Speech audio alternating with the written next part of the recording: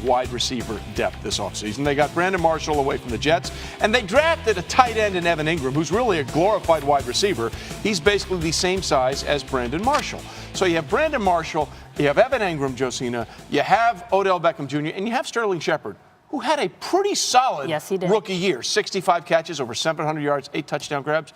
Is he thinking, what's going on here? No, he said, you know what, look, Brandon Marshall's already been in the fold. He's acting like one of our brothers. Matter of fact, he's showing a lot of humility, asking everybody about the offense as he gets acclimated to Ben McAdoo's system. So he said in that respect, it's been good. Now, he also said, I'm not going to lie, I would like a little bit more opportunities outside. But at the same time, he calls that slot position his bread and butter, and he doesn't feel like as hopefully that's not Michael Vick calling me back right there. He doesn't feel like Brandon. Right, you want to check that? I don't drop names, though. I don't name drop. Don't call during the show. But he said he doesn't feel like Brandon Marshall is going to cut his opportunities on the outside. All you had to do is just turn the ring. Right, there it is. Here's the other point I want. Happened to you. Right, exactly. You got who?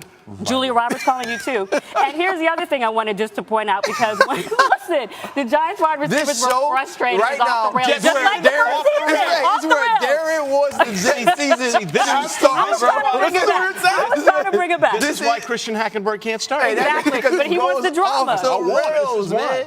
Let me show you. I'm going to reel it back in real quick, because the Giants wide receivers were talking about how last year they were a little bit frustrated with the fact that they didn't have the downfield completions that they want. So when you're bringing in a big body like Brandon Marshall, you're hoping that that distracts the defense a little bit and stretches out the looks that you're looking at. But you can't be 29th in red zone efficiency with those types of weapons at the disposal of Ben McAdoo. Okay, all this sounds great, but we all know how this plays out in New York. Odell Beckham is the #1 target, and if he doesn't get his targets, he's not afraid to tell you how he feels. So he's the #1 target in the world. Well, according to him, do they have enough footballs around to make everybody happy? And listen, the guy I'm concerned about is Brandon Marshall. I mean, he's the guy that I'm honestly concerned that he's not going to have enough targets, and then there may be a problem in the locker room. And we all know Odell Beckham has an ego, and he wants that ball. He's the #1 guy, and deservedly so.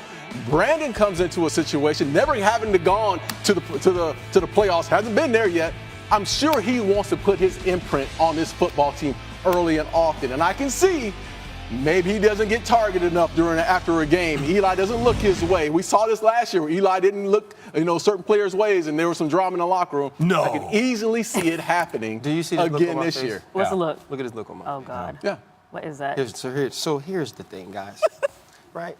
We focus on Odell's attitude or personality sometimes, right? What we have not seen him do was when Ben McAdoo and Eli Manning were throwing him under the bus to the media last year, you never heard Odell Beckham say anything to those guys. You never hear Odell Beckham say, I'm not getting enough balls. When he is imploding, when he's having these fits or tantrums on the sideline, he is having them in his own little bubble. The only reason we know is because the camera follows him. He has not been a locker room problem about getting the ball. So let's not make people think that's the narrative we are singing here, because it's not, because it shouldn't be. On the other side of that, Eli has to get Odell Beckham the ball, because if you look at a lot of those touchdowns last year, touchdown against the Dallas Cowboys, a slant.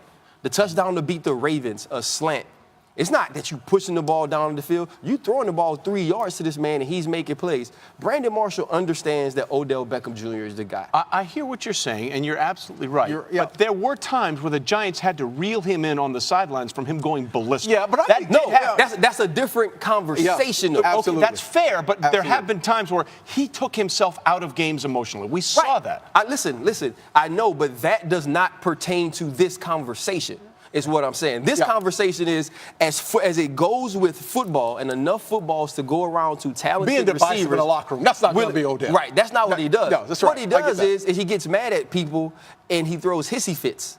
But he was the same way at LSU, and we'd have to send somebody out to talk to him and calm him down, because he'd go crazy. But you saw last year, as the attention was on him more, that stopped. That stopped being a conversation. But you know what? Wide receivers still have that diva mentality. Wide receivers. Trey's right. There's only so many balls that's going to have to go around. In my opinion, I don't think it's going to come from, the decision is not going to come from Odell Beckham. It's probably going to come from Brandon Marshall simply because he's not getting the ball. And he's as competitive of a football player as Brandon Marshall is, and we all know this. He is a great wide receiver. He's still in his own So here's the other thing, though. Does he get those balls? On a terrible team last year, he had 3 tubs, like 800 yards. And so if they can keep him around there or get more from him than that, he has to accept that understanding that he's not the guy anymore. Look, and I think he can. Look, I've been covering Brandon Marshall since, he came into the league 2006. And what keeps that situation calm is getting wins. So as long as they're winning, that's also going to help mitigate the situation. It's when there's some adversity and you're losing and maybe things aren't going the way you want in terms of targets and receptions that there is a possibility for things to be a little amiss. Look, this is a good problem for the Giants to have to worry about. Let's be honest about that. Everybody would like to have this kind of a problem. How do we make all these playmakers happy? We'll see how